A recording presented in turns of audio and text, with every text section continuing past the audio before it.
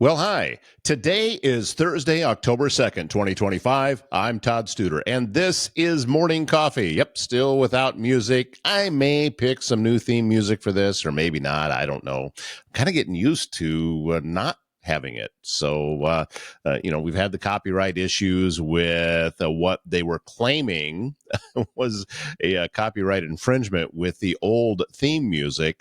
Nobody's listening to me yet when I said you don't have it correct. You're saying it's a different song, but there's a lot of things in play, and when you're arguing with some type of computer generated algorithm, it's not often you're going to win. So far we don't have anything. Obviously, you got the HDC shirt on. Big thank you to AIM Institute. I spent the last couple of days at the Heartland Developers Conference, interviewed a lot of people, and a lot, I mean, 20 to 25 different speakers, vendors. Dalla Alfonso was one of them. He's the CEO for AIM Institute, and it was a wonderful time. And one of the people that I got to talk to was Tony Kava. Now, Tony Kava is with the Council Bluffs Sheriff's Department, and he is a digital forensic examiner, and his work has been groundbreaking and, in fact, has been featured on episodes of Dateline and also Investigation Discovery True Conviction, A&E American Justice. A lot of that was from the Cari Farver case that he was very key in helping to solve. So we're going to bring you that conversation today. I had a chance to talk with him a couple of days ago at the Heartland Developers Conference, and wonderful speaker, great guy, and he is going to be our guest today on Morning Coffee. You know, if you have a leak, a clogged drain, or if you're planning a big remodel, Waldstein Plumbing in Council Bluffs has you covered with fast, reliable service and expert craftsmanship, handling everything from small repairs to major installations. Locally owned and trusted, they take pride in doing the job right the first time. WaldsteinPlumbing.com is their website. And if you need precision metal fabrication done right, look no further than Foxco Fabrication in Council Bluffs. They had to pause some of their custom work for a while, but they're going to be taking orders again very, very soon. So get to their website, FoxcoFab.com. Take a look at some of the work that Rick and his team have already done. Maybe you need a sign for your man cave or for your business. Maybe get some metal business cards done, some cups or mugs. It's all right there at foxcofab.com. Take a look and see what they can do for you. And you know that navigating the healthcare system is challenging, frustrating, and time-consuming for you and your family. That's where My Nurse Healthcare in Council Bluffs steps in. Nurse advocates providing one-on-one guidance and support every step of the way. With a dedicated nurse by your side, you get the right care from the right provider at the right time. Visit mynursehealthcare.com. All right, as I said, we had a chance to talk with Tony Kava with the Pottawattamie County Sheriff's Office at the Heartland Developers Conference. This conversation took place a couple of days ago at the Mid-America Center in Council Bluffs. This is Tony Kava with the Pottawattamie County Sheriff's Office, digital forensics, and heck of a speaker, because caught your opening keynote speech for the Heartland Developers Conference. And how did you think things go? It looked like it was a pretty good crowd. It looked like they were receptive to what it was you were talking about. Yeah, well, thanks for the kind words.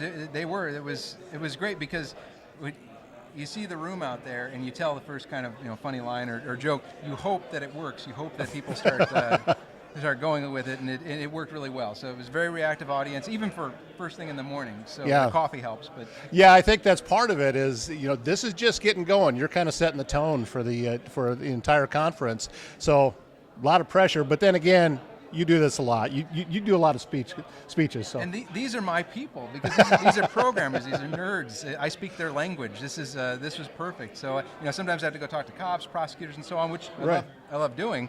But we're on the same level here, so it's nice.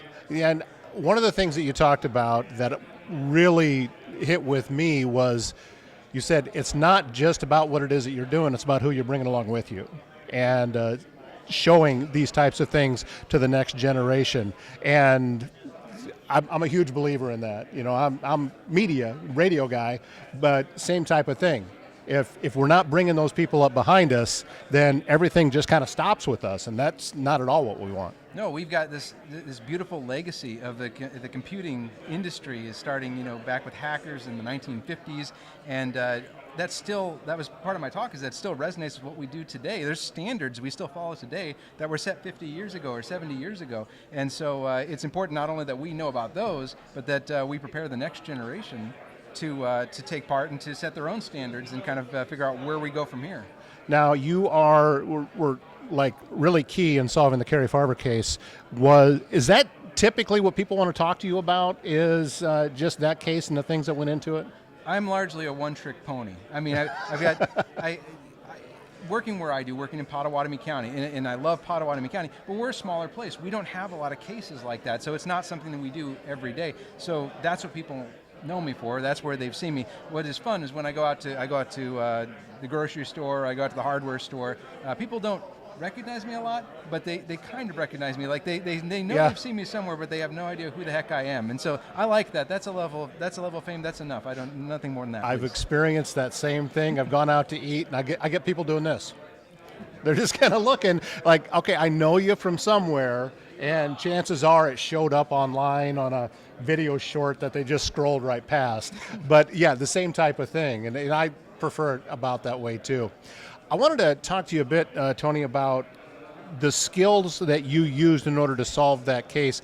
Going into that, was that an area that you thought that this was where I want to put my skills, or was it just kind of a marriage of convenience, and then the next thing you know, what's going on from there?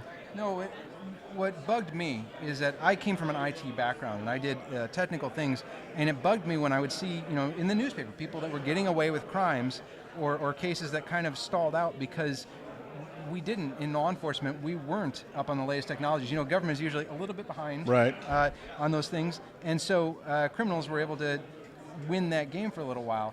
And so I wanted to be in a position where I could make a difference there, where I could take the technical skills and use them to prove those cases. And so I was able to do that. Now that's a common thing now. Every law enforcement agency has people like me. They've got cyber people that are investigating crimes, or they work with their state police who have cyber people that are doing those things.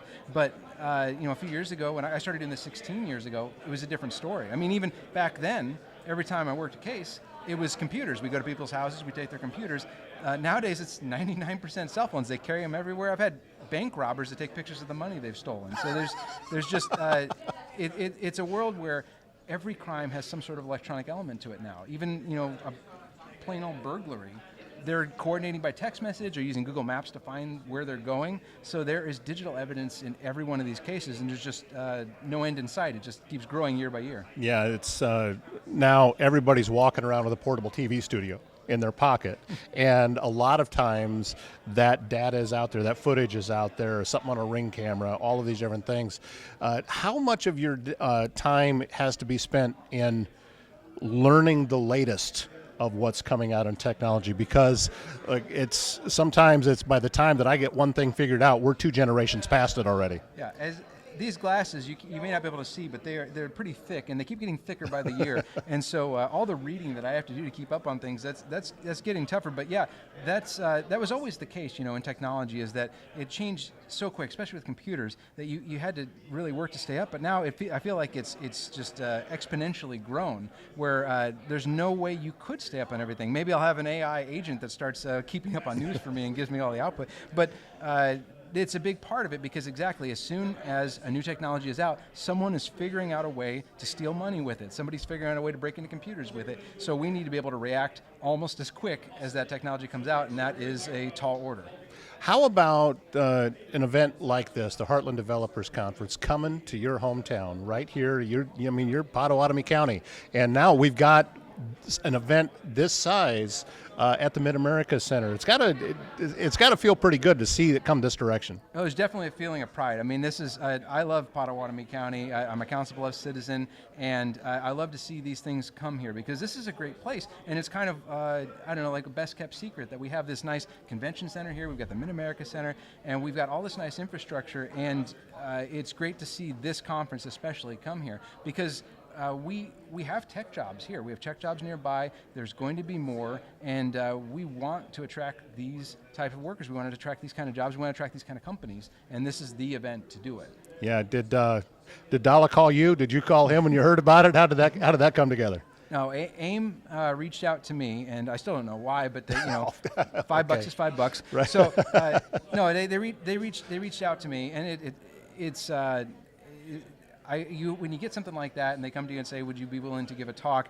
I usually pretend like I want to say yes immediately. I want to say yes, but right. I think you don't want to do that. You want to play hard to get. So I just wait like a 5 count or whatever and say, okay, I think maybe I can do that. But no, for this event, it was a no-brainer. I wanted to be here and be part of this in Council Bluffs, Iowa at the Mid-America Center. Well, and let's before we wrap things up here, Tony, let's talk about being in Council Bluffs. And I've mentioned this to a lot of folks that come on and guest on my shows, that there's a lot of different places that you could do what you do, but you do it from here. So obviously, this is a place that you are choosing to call home. What is it about this that resonates with you and makes you want to be here? I know it's corny, no pun intended to say, but it's the people. It's the people here in Pottawattamie County. Like I came over here. In 2003. I got a job working for Pottawattamie County, and I started to meet people, and it was just it was such a welcoming environment. I decided to move from Omaha to Council Bluffs, and no one's ever gonna be able to get me out of here, because it's when I go to work, first off, I love my job. I love going to work, but the people that I work with are great people, and in this area, we're in this perfect little Goldilocks kind of zone where we're not too big, where everything's anonymous and no one knows each other or cares about each other, and we're not so small that we don't have Starbucks and things like that. Right. We can go get coffee. So I think for me, it's just kind of that sweet spot, and I get to do the kind of work that I get to do, and I get a good variety of that too. And so that's something in Pottawattamie County. We have a lot of great things that go on here. We've got a lot of great things that go in Council Bluffs, but we're also right next door to Omaha. We've got access to downtown. There's the lovely Cari pedestrian bridge. You can walk to downtown and not even have to worry about parking. So it has a lot going for it, and I am a big fan. I am not going to quit campaigning for it until we get the sign put up outside of town that says Council Bluffs, the biggest small town in Iowa. Yeah.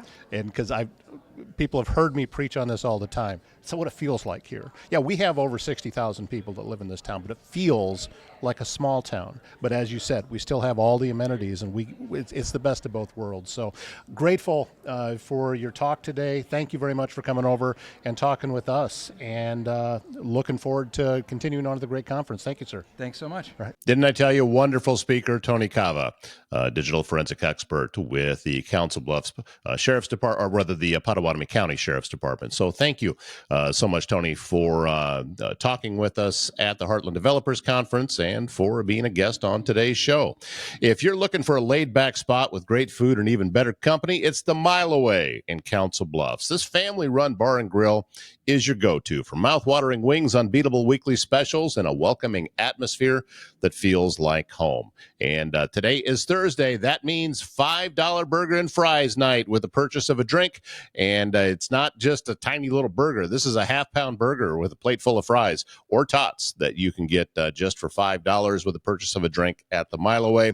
It is eat-in only. However, why wouldn't you want to stay? Because all your friends are going to be there. So head on out, Old Lincoln Highway, north of Council Bluffs.